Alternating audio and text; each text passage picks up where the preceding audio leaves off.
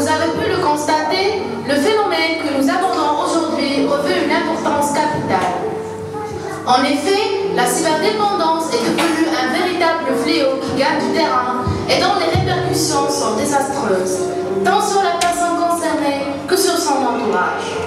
Au niveau physique, les symptômes sont nombreux, citant entre autres les troubles du sommeil et de la vue, les maux de tête, les problèmes alimentaires, etc. Du point de vue psychologique, les symptômes sont multiples, notamment l'irritabilité, les comportements agressifs, l'addiction, le mensonge, l'isolement social ou encore l'échec scolaire. Ces indices alarmants nous mettent en situation d'urgence. Alors, nous allons essayer d'être plus pratiques et vous proposer des recommandations, des conseils et des solutions pour combattre la cyberaddiction. الإنترنت منظمة أساسية في الحياة المعاصرة لغالبية فئات المجتمع، خصوصا لطالبي العلم وأصحاب بعض الوظائف. كما أن غياب الإنترنت من شأنه إحداث عرقلة آثارها واضحة في الزمن، الإنتاج والفاعلية. وعلى الرغم من فوائده العميمة، إلا أنه يملك بعض الانعكاسات السلبية على الأفراد والجماعات، قد تعرضهم للعديد من المشاكل، ويبقى الإدمان أبرزها. ويمكن أن نعزو هذا الإدمان إلى كون يوفر رهبة من الواقع من ضغطه، إكراهاته وصدماته، فيجب الفرض في إحضار هذا الملجأ الوهمي المحصن بالسر شتامة المستخدمين دون الكشف عن هوياتهم الحقيقية حتى يتمكن. People use smoke signal to communicate messages, but over time, people replace smoke signal for letter writing. We could communicate with family or friends separated by distance. In 1794, Claude Schwab invented the telegraph. Wow! Within minutes, you can send and receive messages from a long distance.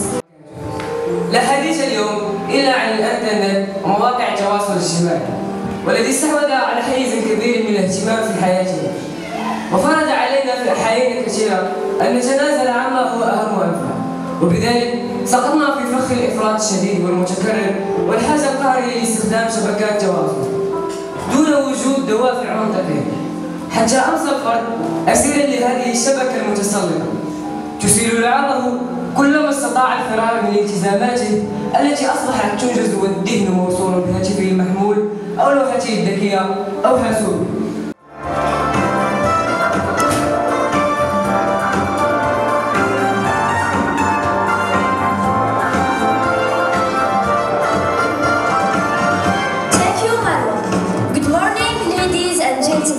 Ramadan Mubarak Saeed. As part of the open doors organized by our schools, Zikolatul FM, on their 5th edition, we have discussed a very interesting topic, the impact of the toothless use of the internet. On this occasion, we have invited two major court speakers, Mr. Yusfi and Dr. Bilzalou. They have conducted a 2-day seminar on the topic.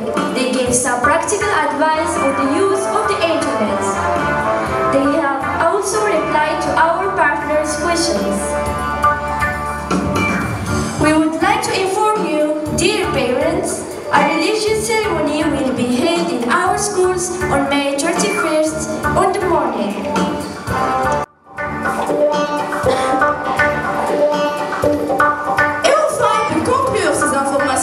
Nous vous annonçons, chers parents, le planning des examens certificatifs des deux niveaux qui aura lieu le 8 et le 10 juin 2019 et la deuxième année du bac qui aura lieu le 11, le 12 et le 13 juin 2019. À respecter afin d'aider votre fils ou votre fille à se libérer d'Internet et de s'ouvrir au monde extérieur. Je vous conseille alors de prendre quelques notes parce que cela va sûrement vous servir.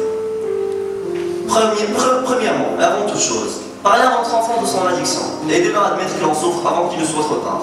Deuxièmement, intéressez-vous aux jeux de votre enfant et assurez-vous qu'ils sont bien adaptés à son âge en commençant par bannir les jeux violents et agressifs et surtout les jeux en ligne qui pourraient représenter la principale cause de son addiction. Troisièmement, activez les contrôles de temps de jeu installés par certains éditeurs tels que Play Outside que je vous recommande fortement. Quatrièmement, placez l'ordinateur dans une pièce à vivre afin d'éviter l'isolement. Cinquièmement, privilégiez le dialogue au lieu des reproches, des brimades et des punitions. Cela ne fera qu'aggraver la situation davantage. Je vous conseille également d'éviter l'énervement et la colère au maximum dans le but d'installer une bonne communication avec vos petits. Finalement, il faut savoir une chose très importante et qu'il ne faut surtout pas faire. c'est le fait de diaboliser Internet. Il fait partie de nos vies, alors il faut apprendre à en faire bon usage. Tous ces conseils que je viens de citer ont déjà été présentés pendant le séminaire des deux docteurs, M. Yousfi et M. Benzakoul, qui ont promis à nos chers parents de leur distribuer des fascicules contenant cette précieuse recommandation à ce sujet pendant la remise des bulletins. Merci pour votre attention.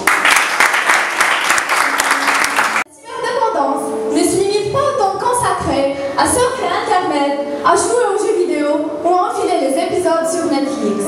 Mais elle implique toujours une obsession qui empoisonne l'existence et qui a de conséquences néfastes sur le reste de la vie.